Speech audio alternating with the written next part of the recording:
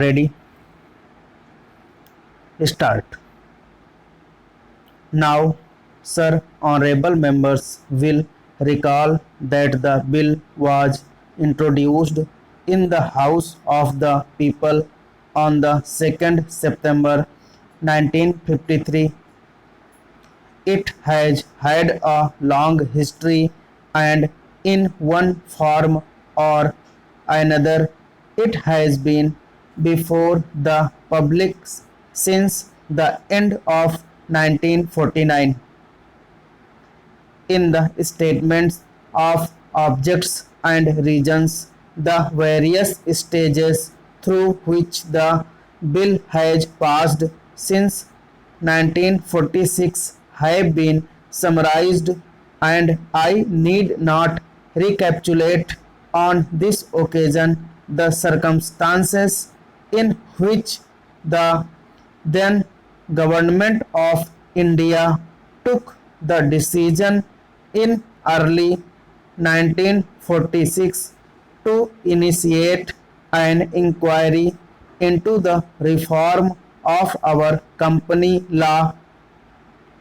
I would remind honorable members that between 1946 and 1948 the entire field of company law was carefully reviewed by two distinguished company lawyers who were appointed to recommend the broad lines on which the present act should be revised.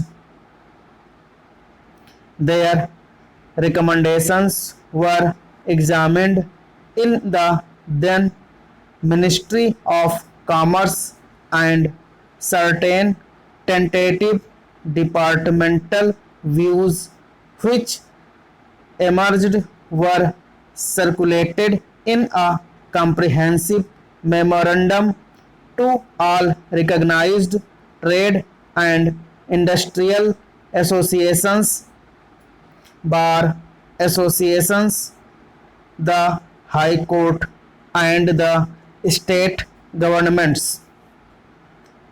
That brought us to the end of 1949.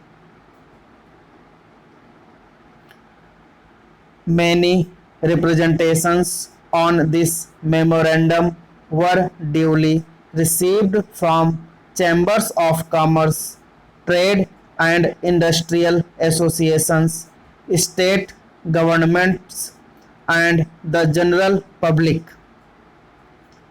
At the end of 1950, the government of India appointed a committee under the chairmanship of Sri Bhabha to go into the entire question of the revision of the Companies Act with particular reference to its bearing on the development of trade and industry in this country.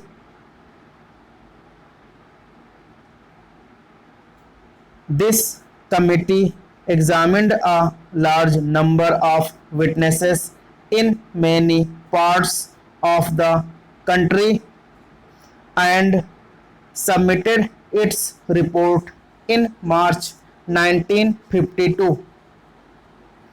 This report again was circulated to all state governments, chambers of commerce, trade associations, high courts, and many other bodies. At the same time, a special officer was appointed in the Department of Economic Affairs, Ministry of Finance, to examine the report in the light of the views received from the interested people, public, and to submit proposals to government for the revision of the present act. The bill now before the House is based largely on the recommendations of the Company Law Committee, modified in a few particulars.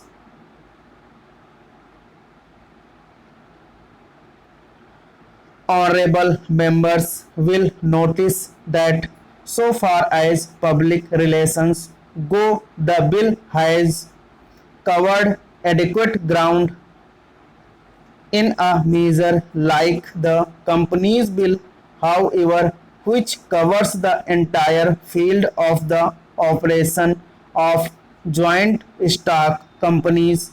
The limits of consultation and discussion can never be exhausted, and I would like to inform honorable members that although the bill was introduced in Parliament over 7 months ago, our officers have been engaged throughout this period in further students and informal discussions with the interests concerned, and on occasions I have also participated in such discussions.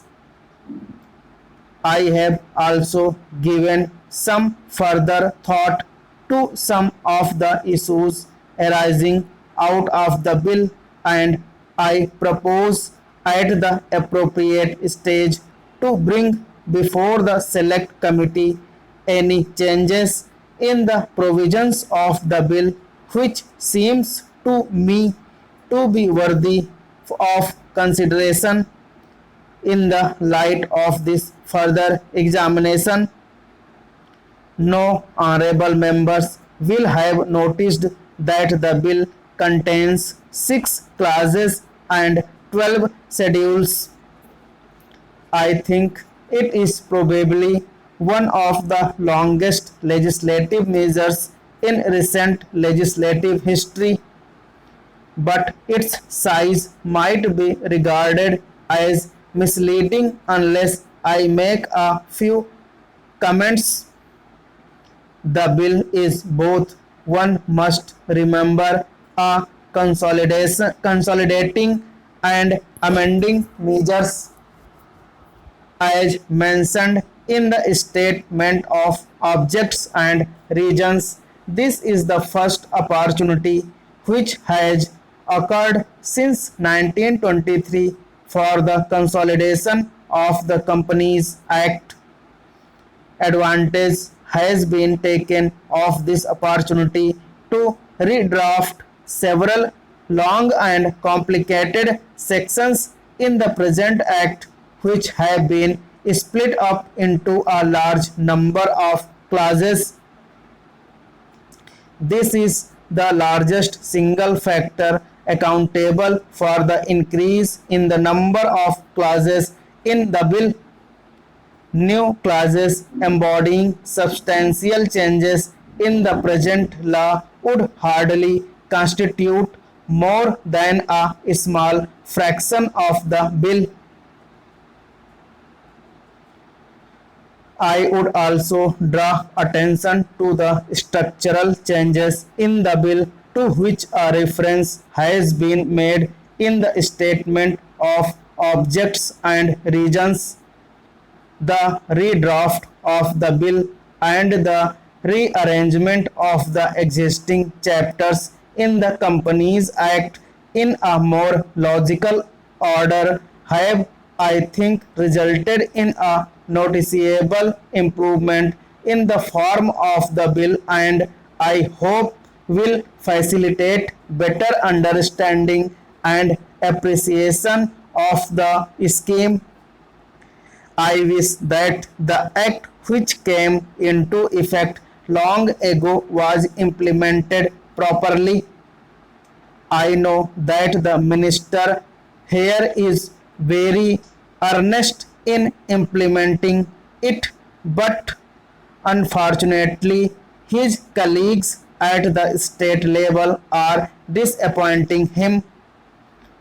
Unfortunately, no steps have been taken for trimming or toning up the administration at the state level and at the district level. They have to be taken immediately.